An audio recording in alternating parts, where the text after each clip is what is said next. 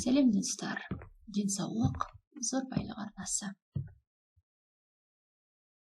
Барлық материалдар тек ақпараттық мақсатта қолданылған. Есіңізде болсын.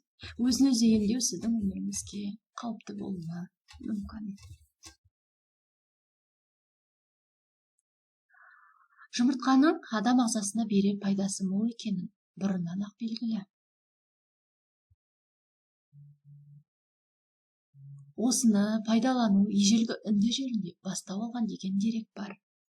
Ертеде қыз-келіншектер әжімнің көзін жою үшін немесе шаштары қатты болу үшін жұмыртқаны пайдаланған. Ал ер азаматтар жорыққа не шайқасқа шықпас бұрын жұмыртқамен ауқаттанған, сондай-ақ жарақаттарын жұмыртқа басу арқылы жазған екен. Жұмыртқаны қайнатып я қуырып жеу арқылы асқазанды ғана емес, бар ағзаны пайдалы элементтер мен дәрумендермен толықтыруға болады. Осынау жұмыртқа тағы да қандай қасиеттерге ие? Әрі қарай видеоны толық көруге шақырамын. Құрамындағы ақуыз, йод, фосфор, салин, тағы да сол сияқты элементтер созылмалы аурудың алдын алады. Сондай-ақ оның құрамында А, В, Д, Е дәрумендерін бастап, бас аяғы 13 дәрумен кездеседі. Жұмыртқада калория аз. Бір жұмыртқаның құрамында орта есеппен 76 калория ғана бар. Ал майлылығы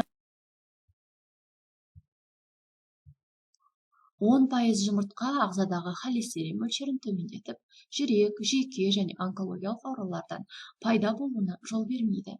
Көптеген диеталардың мәзірінде жұмыртқа кездесіп жатады. Себебі оның арқасында артық салмақтан арылуға және салмақты бір қалыпты ұстауға болады. Тырнақ, шаш өсімі мен көздің көруін жақсартамын, тістерім маржандай таза, сүйектерім мықты болсын десеңіз, ас мәзіріңізге жұмыртқаны қосыңыз. Жұмыртқа ағзаны түрлі инфекциялардан қорғап, иммунитетті күшейтеді. Жұмыртқа бет күтіміне де пайдалы. Бір жұмыртқа мен бір ас қасық балды араластырып бетіңізге жағып, 10-20-15 минут жатып демалыңыз. Кейін жылы сумен шайып жіберіңіз.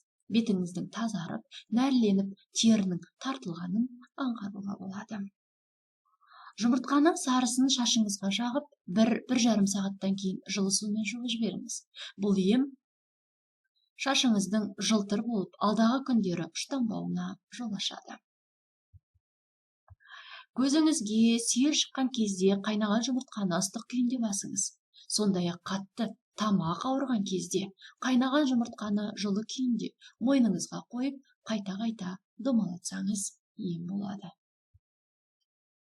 Пісірген бәлішім тәтті болсын десеңіз, қамырға жұмыртқа қосуды ұмытпаңыз. Сондай-ақ бәліші алтындай жарқырап тұру үшін оны пешке салмас бұрын үстін жұмыртқаны сарысымен бір майлап шыққаныңыз жөн. Жұмыртқа таңдаған кезде оның сыртқы қабығына мән беріңіз. Егерде қабықшасы кедір-бұдыр, түсі өзгешелеу болса, оны алмаған жөн. Мұндай жұмыртқаның мерзімі өтіп кетті дегенді білдіреді екен. Осынау қаншама қасиетке ие жұмыртқаның тағы да қандай пайдасы бар? Осыған тоқталайық. Таңғы ас кезінде бір жұмыртқамен ғана тамақтанатын болсаңыз, иммунитетіңіз күшейіп, ағзаңыз бактериялармен белсенді күресе бастайды. Жұмыртқаның сарыуызындағы холин деп аталатын компонент мидың белсенділігін арттырады және есте сақтау қабілетін жоғарылатады. Сонымен қатар Альцгеймер ауруынан қорғайды. Жұмыртқа көбінесе спортшылардың мәзірінде міндетті түрде кездеседі. Өйткені бір жұмыртқада ақуыздың тәуліктік нормасының 15% бар. Бір тауық жұмыртқасы 70 калориядан тұрады, сондықтан артық салмақтан құтылу үшін қолдануға болады екен. Бұл тағам көзге пайдалы. Оның құрамында зиянды ультракүлгін сәулелерінен қорғайтын антиоксиданттар бар. Сондай-ақ ол катаракта ауруынан сақтайды. Ол көптеген пайдалы дәрумендер мен минералдардан тұрады. А, Д, Е, В, йод, мырыш, кальций, магний, темір және фосфор. Оның көмегімен аштық сезімнен ұзақ уақытқа басып қоюға болады. Осыншама пайдасы бар жұмыртқаның көп мөлшерде қолдану немесе ұзақ мерзімде қолдану адам денсаулығына зиянды да болуы мүмкін. Олай болса, жұмыртқаның қандай зияны бар? Осыған кезек берейік. Холестерин ең үлкен мөлшері осы тағамда. Холестерин адамның ағзасында қауіпті процестерді тудырады. Оның кесірінен жүрек, тамыр ауруларының дамуы мүмкін. Көптеген адамдар ұзақ уақыт бойы тері ауруларынан зардап шегеді. Ол жұмыртқадан болуы ғажап емес. Өйткені бұл тағам аллергиялық реакция тудыратын тағамдардың қатарына жататынын ұмытпағайсыз. Зерттеулерге сәйкес, онымен күнделікті тамақтанатын болсаңыз, қандағы глюкозаның мөлшері көбейіп, диабетке әкеліп соғуы.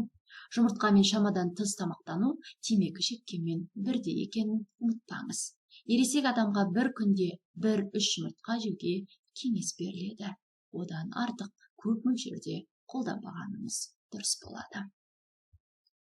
Денсаулық адамға берілген ең қымбат сый. Сондықтан да аурулардың алдын алу үшін дәрігер мамандарының кеңесінсіз өздігінен емделу жолдарын қолданбағаныңыз жөн. Бүгінгі видеомыз сіздерге пайдалы ақпараттарға толы болды деген ойдамыз. Денсаулық зор байлық арнасына тіркеліп қоюды ұмытпаңыз. Келесі видеода жолыққанша.